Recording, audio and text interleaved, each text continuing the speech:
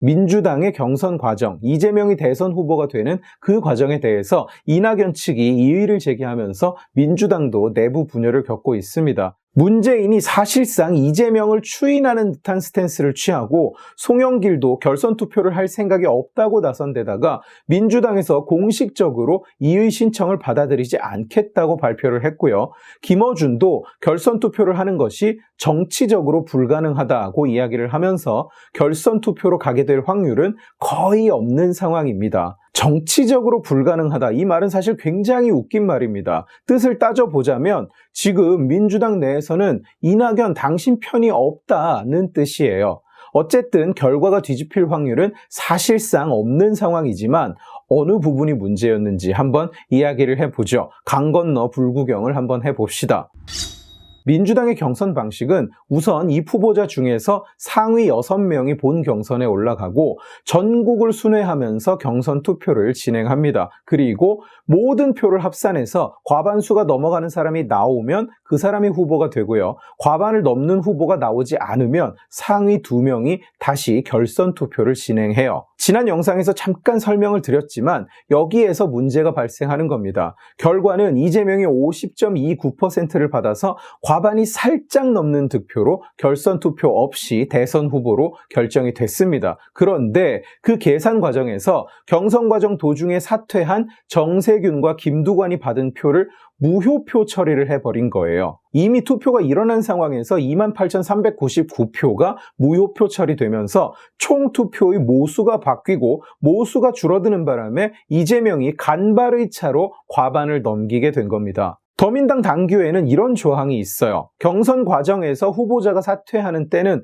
해당 후보자에 대한 투표는 무효로 처리한다. 경선 투표 결과를 단순 합산해서 유효 투표수의 과반수를 득표한 후보자를 당선인으로 결정한다. 이 내용을 근거로 더민당에서는 경선 과정 도중에 사퇴한 후보의 표를 소급해서 무효 처리해버린 거예요. 그런데 조문을 보시면 해석이 모호해요. 경선 과정에서 후보자가 사퇴하는 때에는 해당 후보자가 받은 표를 무효 처리한다고 하는데 이게 사퇴한 경우에 그 뒤로 투표용지에 찍혀있는 이름을 그대로 선택한 경우에 이런 일들은 실제로 많이 일어납니다. 사퇴한 후보 이름을 그냥 찍는 일.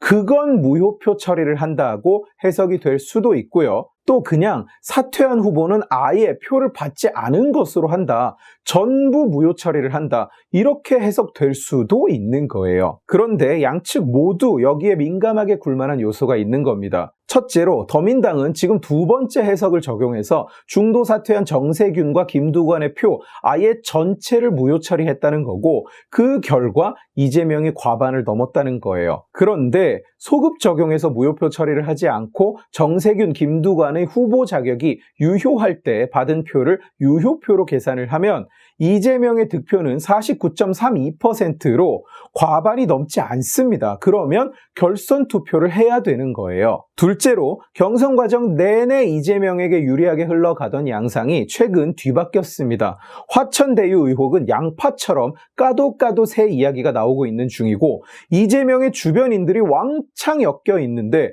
이재명만 몰랐다고 주장하기가 점점 어려워지고 있어요. 점점 그런 주장을 믿는 사람이 없어지고 있는 거죠. 그리고 인성은 좀 그래도 일은 잘한다. 대충 이런 컨셉으로 밀고 있는 이재명이 자기는 무슨 일이 일어나는지 몰랐다. 자기는 속았다. 자기도 피해자다. 이렇게 주장하기 시작한다면 그건 자기 입으로 자기 무능을 홍보하는 것과 마찬가지입니다. 자신의 유일한 장점이 사실은 존재하지 않는다고 자기 입으로 실토를 하는 것과 마찬가지 경우인 거예요. 상황이 이러니까 여론이 점점 이재명에게 좋지 않게 흘러가고 있습니다. 그래서 더민당의 마지막 3차 선거인단 투표는 오히려 크게 뒤집혀서 재외선거인 56%, 전국 국민선거인단 62%, 서울 국민선거인단 53%가 이낙연에게 투표했어요. 상황이 크게 반전된 거예요. 그래서 결선 투표로 갈 경우에 상황을 뒤집고 이낙연이 승리를 할 가능성이 상당히 존재하는 겁니다. 더민당 당규상의 조문이 명확하지 않아서 해석이 갈리는 것이 근본적 원인인 것 같습니다만 사실 소급해서 무효화한다는 것은 문제의 소지가 다분합니다. 이번 더민당의 경선이 긴 기간에 걸쳐서 여러 번에 나눠서 투표를 하기는 하지만 이건 라운드 1, 라운드 2 이렇게 다음 단계로 옮겨간 것이 아니에요. 그냥 하나의 선거입니다. 표를 전부 합산하는 하나의 선거를 전국을 돌면서 긴 기간에 걸쳐서 한 것뿐이에요. 그 말은 곧 처음에 정세균이나 김두관에게 투표했던 사람들은 유효한 후보에게 투표한 것이 됩니다. 유효한 후보에게 던진 유효한 표인 거예요. 일반적으로 우리가 무효표라고 하면 유효하지 않은 후보에게 투표를 하거나 판독이 불가능한 형태로 투표하거나 이런 경우를 이야기합니다. 그런 경우에는 그 무효표들은 실제로 모수에서 제해버립니다. 다른 투표에서도 마찬가지예요. 그런데 이번 더민당의 경선 투표는 그런 경우와는 다르죠. 선거인단이 정세균에게 표를 줄 때만 해도 정세균은 유효한 후보였어요. 그 표도 유효한 표였습니다. 그런데 지금 더민당에서 정상적인 투표 참여자를 배제해버리는 꼴이 되는 거예요. 단지 자기네 당의 절차적인 문제로 인해서 정상적인 지지를 무효화해버리는 효과가 나는 겁니다.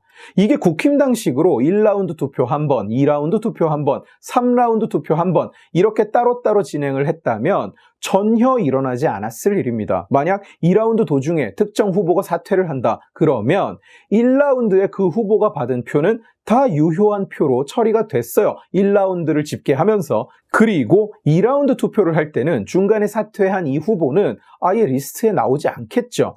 그런데 더민당은 하나의 라운드를 8월 31일부터 10월 10일까지 길게 늘려서 하는 방식으로 진행하면서 도중에 여론이 바뀌고 후보가 바뀌는 상황이 일어난 거예요. 이게 국힘당 방식보다 절대적으로 안 좋은 방식이다 이렇게 말할 수는 없겠으나 그러면 그 기간 도중에 일어날 수 있는 변화에 대해서는 처리 방식을 완벽하게 세팅해놓고 갔었어야 됩니다. 예를 들어서 당규 59조 1항을 경선 과정에서 후보가 사퇴한 때는 해당 후보자에 대한 투표 전부를 무효로 처리한다. 이렇게 정의를 해놨으면 이낙연 측이 불만을 가질 이유도 없죠. 실제로 이낙연 측에서는 경선 도중에도 이 조항에 대한 해석을 계속 요구했었다고 합니다. 그런데 그동안 가만히 있다가 결국 문제가 터지니까 그냥 조용히 해, 닥쳐, 다 끝났어. 이런 식으로 대응을 하고 있는 거예요, 민주당이. 이낙연 지지자들이 불만을 가질 만하죠. 평생 처음으로 이낙연의 입장이 이해가 됩니다. 김어준이 노골적으로 이재명 편을 드니까 이낙연 측에서는 김어준에게 강한 불만을 표시하고 있어요. 김 씨는 영향력이 큰 시사 프로 진행자인데 잇따라 부정확하고 특정 정파의 편파적인 발언으로 논란을 자초했다. 공영방송 뉴스 프로 진행자의 본분을 망각한 행위, 지극히 자의적이고 음모론적인 주장, 김 씨의 부정확하고 부적절하며 특정 정파를 옹호하는 듯한 발언이 공영방송 전파를 통해 국민에게 가감없이 전달되는 건 매우 부적절한 처사. 다시 한번 읽어볼까요? 김 씨의 부정확하고 부적절하며 특정 정파를 옹호하는 듯한 발언이 공영방송 전파를 통해 국민에게 가감없이 전달되는 건 매우 부적절한 처사. 아니, 동의하기는 하는데요. 여태 뭘 하다가 이제 와서 이런 소리를 합니까, 이낙연 씨. 이 얘기를 들으면 우측에 있는 사람들 다 웃어요. 지금 내 시청자들 전부 웃고 있어요. 김어준이 남한테 그럴 때는 괜찮았는데 이제 당신이 그 입장에 처하니까 직접 당해보니까 그걸 못 견디겠어? 진작 좀 그렇게 얘기를 하시죠, 이낙연 씨. 당신이 보기에는 며칠 전까지는 김어준이 특정 정파에 편파적이지 않은 정확한 정보만 전달하는 참 언론인이었는데 갑자기 지난 며칠 사이에 부정확하고 부적절하고 편파적인 사람이 됐습니까? 이러니 진정성이 있어 보이겠어요? 김어준이 어떤 사람인지 여태 몰랐다가 이제 막 깨달았다는 말입니까, 이낙연 씨? 오늘 지식의 칼은 여기까지입니다. 재미있게 보셨으면 지식의 칼 채널을 구독해 주시고 이 영상을 주변에 공유해 주세요. 여러분들이 공유해 주시면 설득은 제가 하겠습니다. 고맙습니다.